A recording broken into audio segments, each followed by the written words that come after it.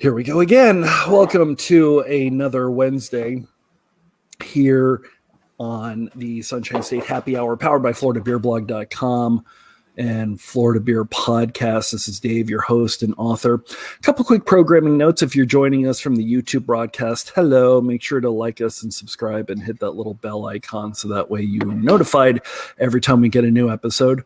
And do not forget that tomorrow at 8 p.m., we are going to be joining 8 Foot Brewing and Big Storm Brewing out in Cape Coral for their virtual bottle share.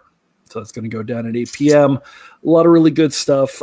Even if you're not from the area, and we're not from that area, the brewer, Steve, you can attest to this, the brewer over at 8 Foot has just an amazing depth of knowledge, and he's doing some really great things. And I learned a lot of stuff listening to him, so which is phenomenal. Absolutely.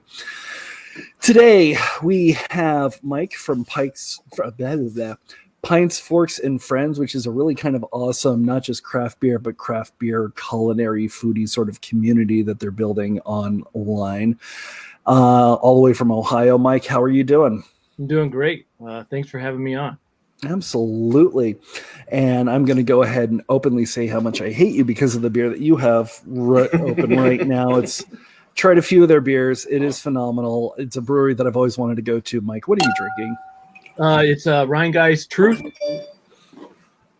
And it's one of my favorite. I'm not a real big IPA drinker, but I like this style of IPA. I like where it has more fruit, I guess, more and less pine coney, more fruit type. Okay. I love, speaking of Florida beer, I love Cigar City Highlight.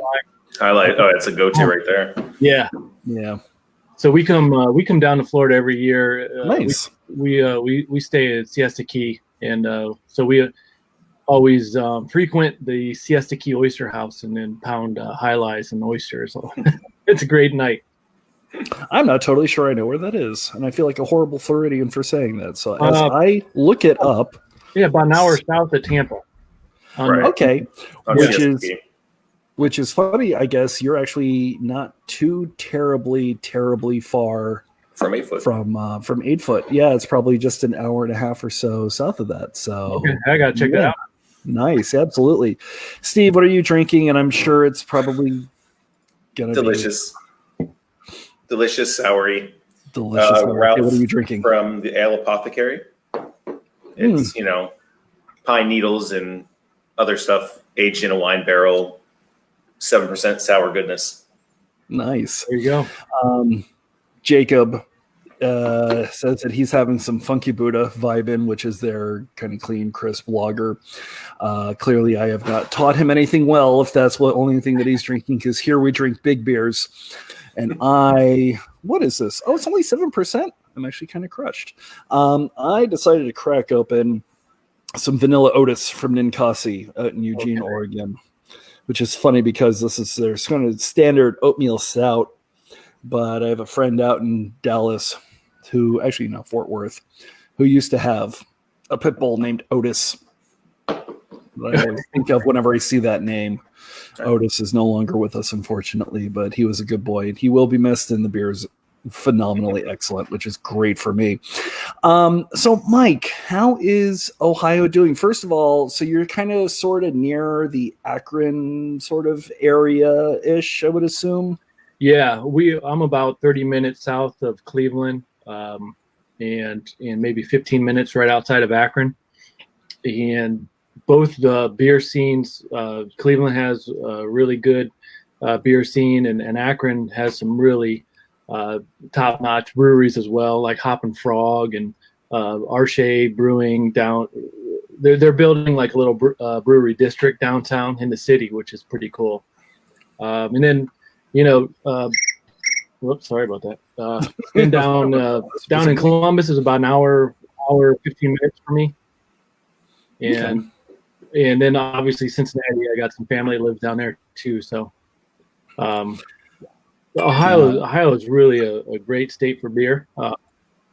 And it's fun meeting. I just enjoy like meeting all the breweries and then all of the all of the people that follow their breweries, and that's kind of how I started Pints, Forks, and Friends, is really the gathering of people around common interests. And another big part of our community is barbecue. So that's another which is like peanut butter and jelly with beer. So so I guess of the cities that you have, of the major cities and the major beer scenes, which are the ones that are really doing something creative? Everywhere you go, not only is it good quality, but there's also a little something special at each one. So I would say like in Akron, you have Hop and Frog, which, I mean, I don't know if have you ever heard of them? Number one and number. I think I have, actually. Okay, they're almost like masters with their recipes. They're real over the top flavor. So some of them might turn you away, but I mean, people either love it or it's not for them. So gotcha. And then Arshay Brewing, he's like a small up and coming brewery. I swear to God, he's got like a chemistry background, because he has what he calls Lab Rat Wednesdays, and when he just mixes all kinds of things and all kinds of flavors, and whether it's stouts or IPAs, and he's very creative. And down in Cincinnati,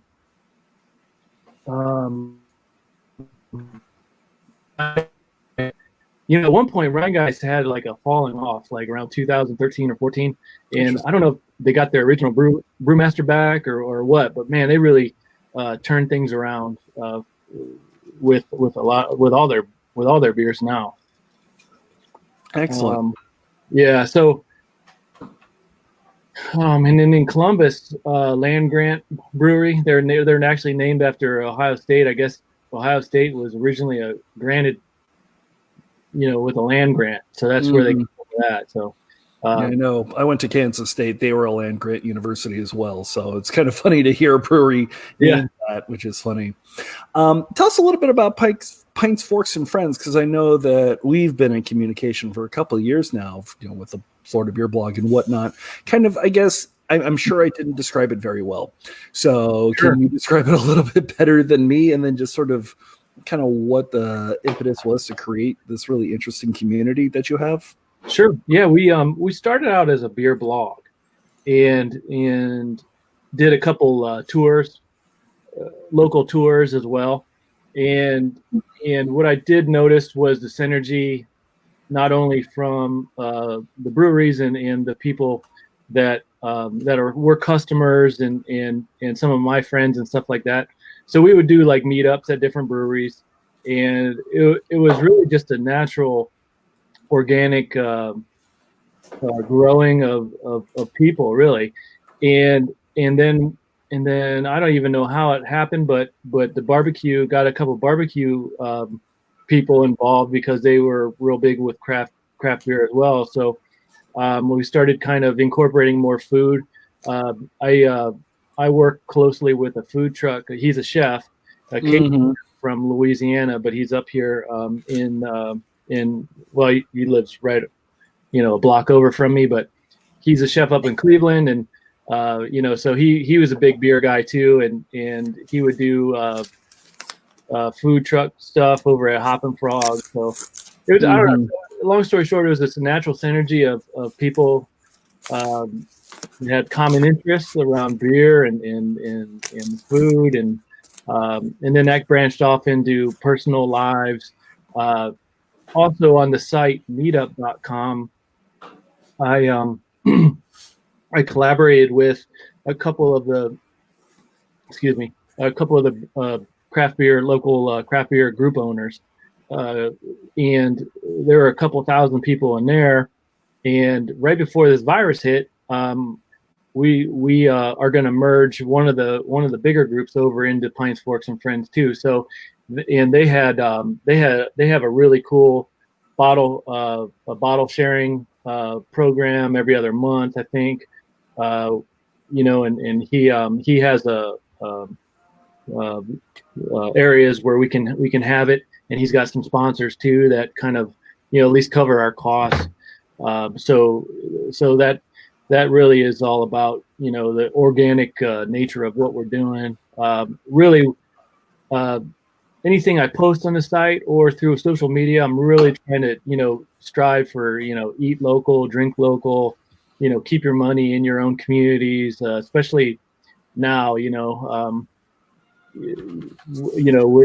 just see, why give your money to a chain or a big beer company when you know how much that's crucial to someone's lives locally in your community. So especially now with the economic downturn that we're sort of experiencing, and making sure to stay local is more important than ever.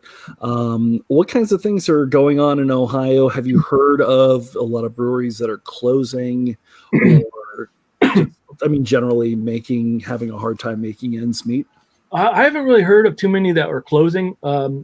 What I've heard, the ones that, some of my favorite ones that they've reduced some of their production, but they're the governor of Ohio allows for carry out of alcohol now, and so they loosened some of the laws, I think, which helped. So a lot of people are filling up growlers and ordering carry out and supporting their favorite breweries. So the breweries that have kind of done social media the right way, they're the ones that are really thriving now, because they have a direct connection with their customers. Interesting that you make that connection. Yeah, the ones that are kind of more broadcasters or fake, not really fake. That's a bad word, but I don't know. They're just, all they do is just kind of pump up their daily specials and that's it. I think they're kind of hurting more than the ones that really know their customers really well. That's a good point that you sort of bring up. And it's interesting. These companies do not have a whole lot of advertising, but they can still at least, my computer's under attack by an orange cat, so I apologize. It just sort of happens. Interesting. So with the community, with the food aspect, I find it kind of interesting, and I just pulled up a recipe for an oatmeal brown pancake mix, which I really have to try. Yeah. It's interesting that you mentioned your chef that hi. Yes, hi. I'm doing a show right now, sweetie. Hold on, let me ask this question. With the food and everything, it's interesting that a lot of people only consider wine and food pairings. Mm-hmm. Do the chefs that you've been working with, especially Chef Dan, whose recipes you have on your site, was beer and food just a natural outcropping? And do you think there's still a ways to go before beer and food pairings are thought of in the same way that wine and food pairings are? Sure. There's another chef that the food truck Zydeco Bistro. He's the Cajun chef, and he would allow me, inside of his truck. And when we went to Hop and Frog, I think it was one of their porters. He actually made his jambalaya with the porter in it, and it was cool because it made it so much darker, and you could tell the difference in it for sure. So he was kind of the first one. He and Hop and Frog were like the first ones that really showed me how to pair beer or craft beer with different types of foods. So that was a definite direct connection with that. That kind of opened my eyes, and I think that's why I kind of expanded it from just a little beer blog to more of a all around, just anything good that goes with beer. Nice. It's becoming sort of a lifestyle concept rather than just focus on any specific thing. Yeah, and I think some of the more successful breweries also have partnered with either a unique food truck or a chef or a pop-up style kitchen, and instead of just serving crappy pizza or beer necklaces with pretzel necklaces or something like that. Are you seeing a lot of combinations, because obviously we talk about the breweries a lot on the show. We don't really talk about food trucks a whole lot, but they're hurting in just the same ways that breweries are. Are you seeing a lot of combinations to where the food trucks are still coming to the breweries and still trying to get their meals out? I know there's a place over by Steve and I where we live down in South Florida where for $20 you can get a 32-ounce crowler from the brewery, and then the food truck that they always partner with will give you an entree. Right. And they're actually doing that right now. Have you seen a lot of those collaborations? And in a similar vein, do a lot of the breweries have on-site kitchens, and are they continuing to try to push those meals as well? Yeah, so like currently right now everything's shut down, so no food trucks are really out. But there were it seemed like the initial blueprint was for breweries to line up food trucks, for certain nights every week. But then a lot of them got burned by food trucks not showing up, or the truck breaking down, and then so I think that kind of forced them into having their own kitchen as well.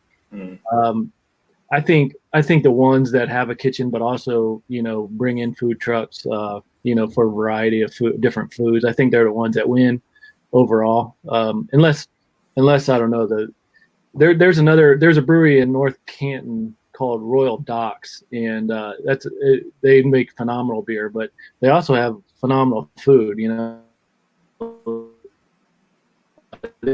Crazy chicken wings, and just get really creative with it. I think they just posted something with like peanut butter and jelly wings or something like that. It was a sauce that they came up with. So I've not had them yet, but it was interesting. I have not heard of that, and that's an interesting question. So I know that so I would assume that you go down to Cincinnati on a fair basis. Yep. Been down there. Cleveland's closer, so I go up there a lot.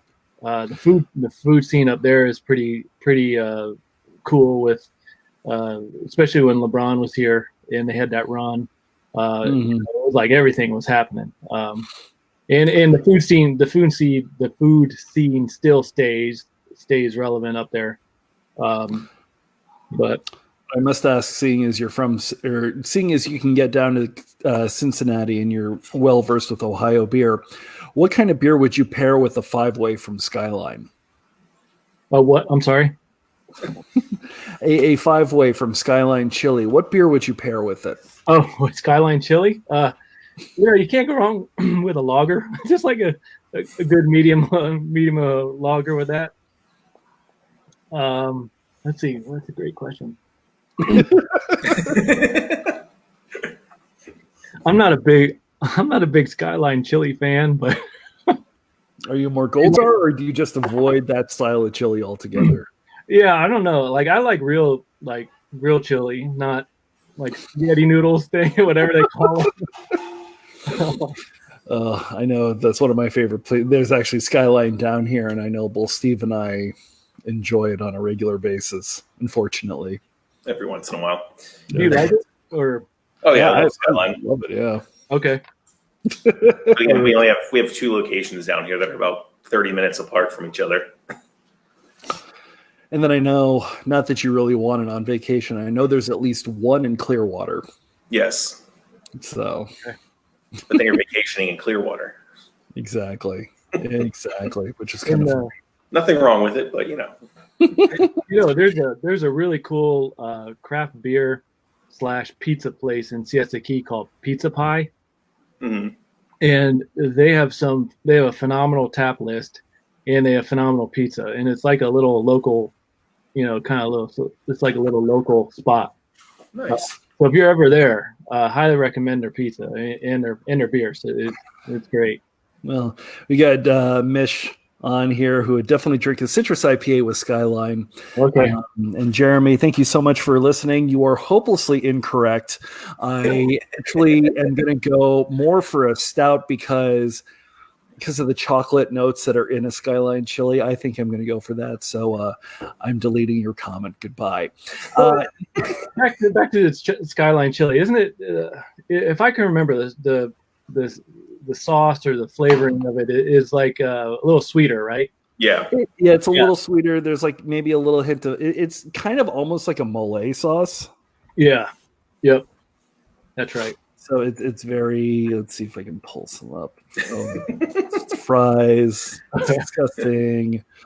Okay, forget this because we do have a real question from Nate, and this is actually a really good one. How do you think the quarantine will affect the cuisine and beer of your areas? Is there a lot of combination? Are people focusing more on some kinds of cuisines, maybe something that's a little bit easier to push out, or something that may be fresher and more local? What kind of changes have you seen?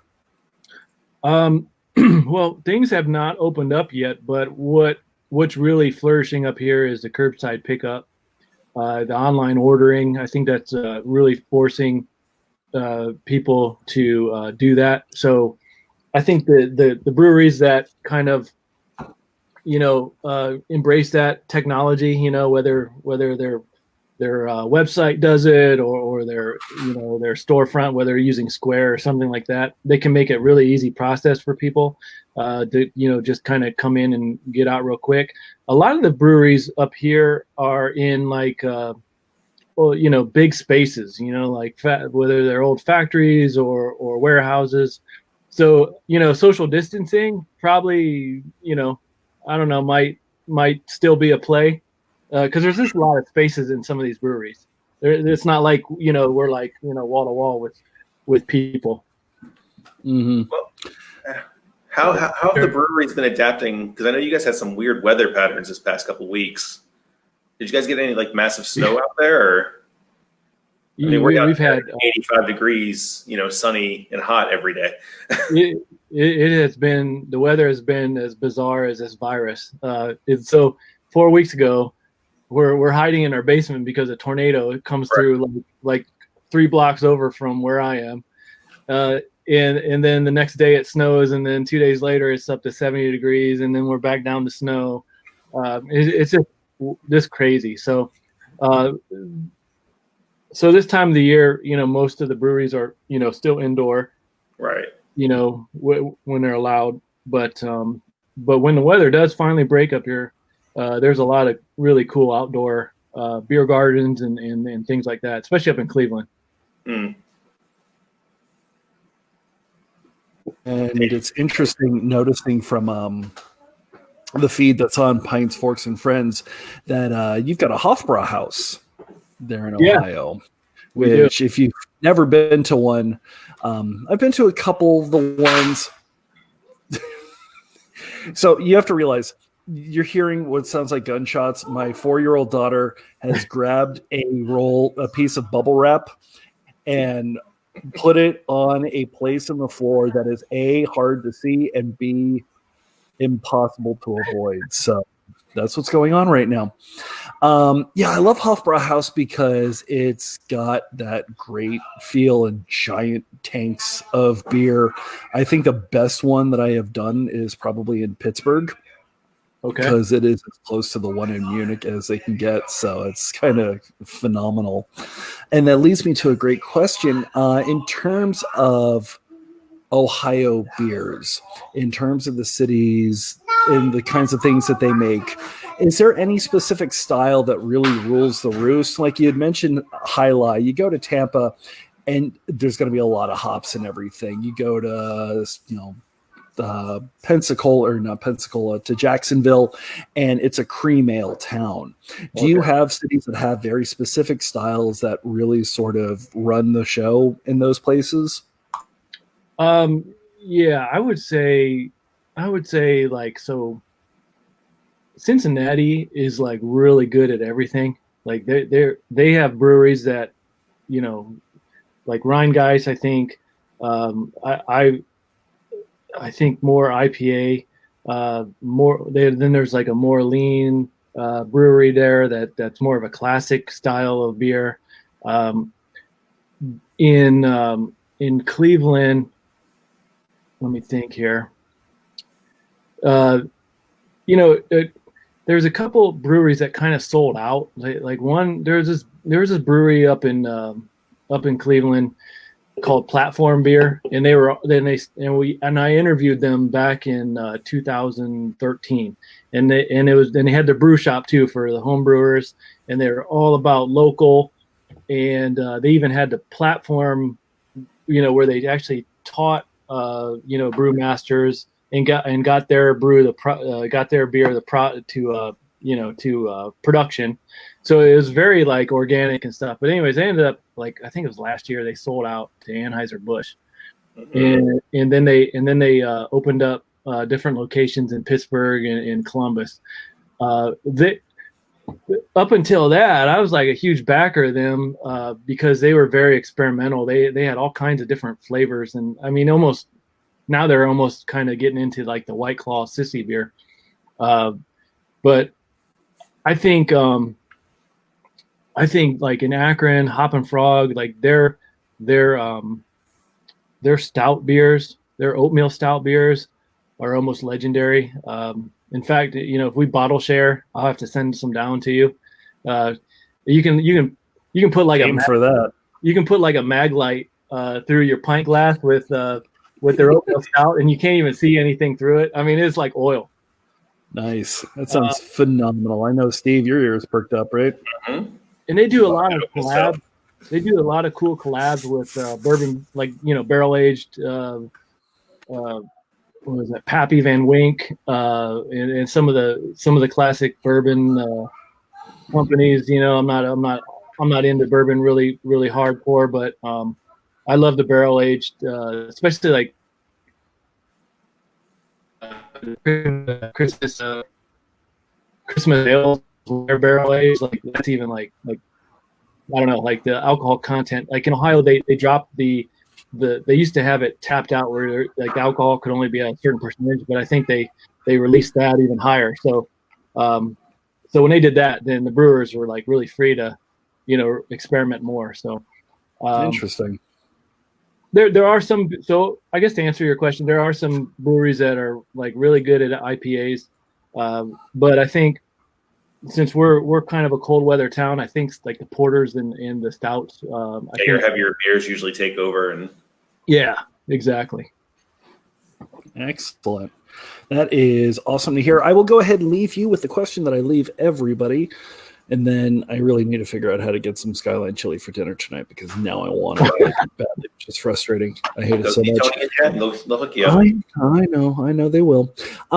Since you've been speaking to a lot of breweries and you've seen what a lot of breweries are doing that are a little outside the box as we deal with this sort of new normal, what have you seen? What do you think that breweries are doing that you think should just stay a part of normal beer culture once we get back to normal? Boy, I don't think they need to change anything. I think stuff just needs to go back to the way it was. I just wish that, we had more testing on this virus. So I think if you had more testing and more data, then you know how to treat it. And so I think once they get on top of that, I think we can just all go back to the way it was, and okay, fine. I want put more sanitizer around the brewery, and more places where I can, wash my hands and self regulate, so I'm not contaminating anything.